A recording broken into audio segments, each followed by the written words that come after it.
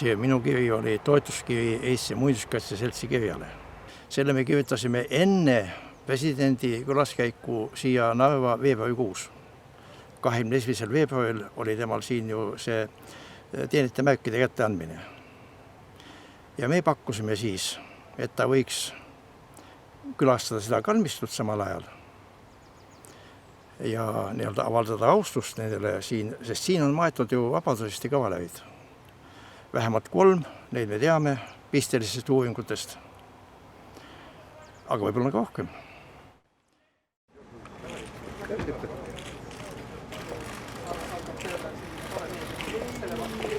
Здравствуйте, мальчики. Здравствуйте. Вы местные?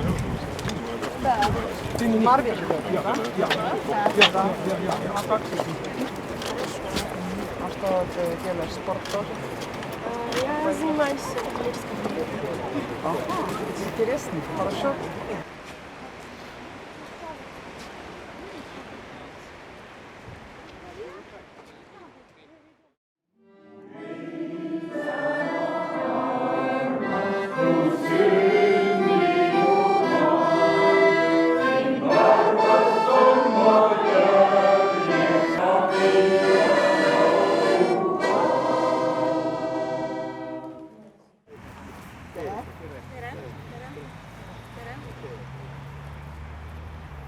Ja näiteks ja maetud ka võib öelda, et Tehnikaülikooli esimene direktor. Väga teenikas 20. aastate haridustegelane. Reier, Hermann Reier, kes koos Karl Liebsbergiga tegid Tallinna Tehnikumi siis. Ja see Reier oli esimene direktor ja kauaaegne. Hiljem ta muudeti siis ülikooliks ju, Tehnikaülikooliks, veel Eesti ajal. Nojah, ja siis kuskil 50-tel kuulutati ta kodanikuks natsionalistiks ja pandi siia ja ta siin on näha, kui kaua ta vastu pidas seal.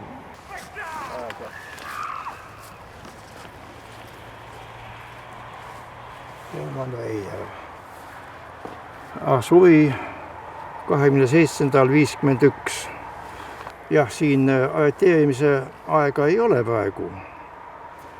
Aga võib arvata, et pärast seda 50 aasta pleenumit. Nii et ta ei saanud siin olla kui kaua. Ja siin olid niisugused, võib öelda, et inimsuse vastase kuriteo tunnustega tingimused. Inimesed peavad vastu 1 aasta. Kujutage ette. Ja see õieti, seda peaks riigiprokuratuur kriminaalasja algatama. Mis siis, et ei leia süüdlasi? Fakt ise on tähtis ka. Ja peale selle, niisugune kalmistu on, päris kindel ei ole, aga Eestis on ainult selline, ma arvan. Sest igal pool käis see niiviisi, et ehitati peale ja kui siis need jäänused koristatigi ära, siis läksid nad jumal teab kuhu. Ja enam ei teagi, ennast Sillamäel oli niiviisi just.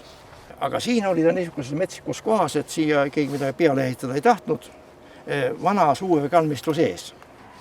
Ja leidsid siin oli kõik mets. Aga Eesti riik võlgneb neile inimestele. Mitte selle, et nad veel 25 aastat ootavad, kuni Narva linna meelsus muutub. See on absurd, eks ole. 25 aastat on olnud kohaliku omavalitsuse, kaua siis veel on, kaua veel.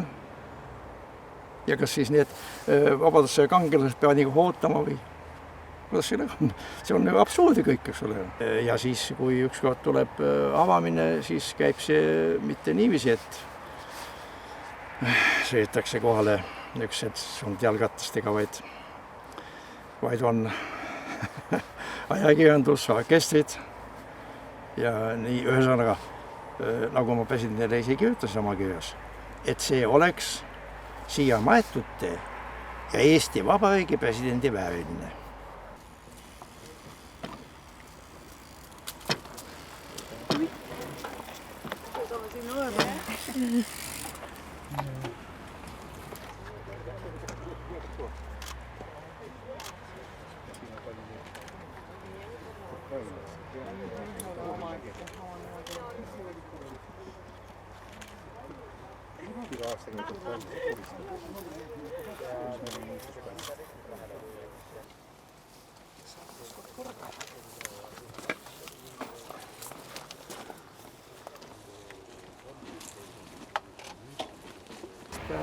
Ütleme, ükskõik mida ma ütlen, ma valetan, sest minul eelarvet ei ole, sellepärast ma olen väga ettevaatlik. kui siht on niisugune ja välisriikide kaasamine, see on ju eriti on Ukrainas siin võib-olla pooled nendest on ukrainlased. Nojah, nende käest ei kõlba keegi küsima minna. Aga nad võiksid olla osalised kuidagi mentaalselt või nii. Nad võivad mentaalselt, nad kindlasti ongi osalised, aga raha mõttes tuleb kindlasti see ressurss leida mujalt, sest et Ukraina on meie põhiline humanitaarabi sihtkoht praegu, kuhu me ise tugirahasid tegelikult. Rahalises mõttes on see Eesti riigi asi. Sellega ma olen nõus küll. Nii et pole midagi, me teeme selle korda. Jah, teeme korda. Loodame, et meie Tõnis sellega enne suve ma seda näen. No ei, sellega kiiret ei ole. Millega? Surmaga. Sellega on aega küll. Sellega pole mingit kiiret. Ei julgegi korda teha. Ütleme Tallinnas, et siin on inimesi, kes toodavad selle ikka ära näha veel ja suhteliselt teadkaid, et katsume seda sõnumit edastada. Siin on neid. Aga tänud muretsemast.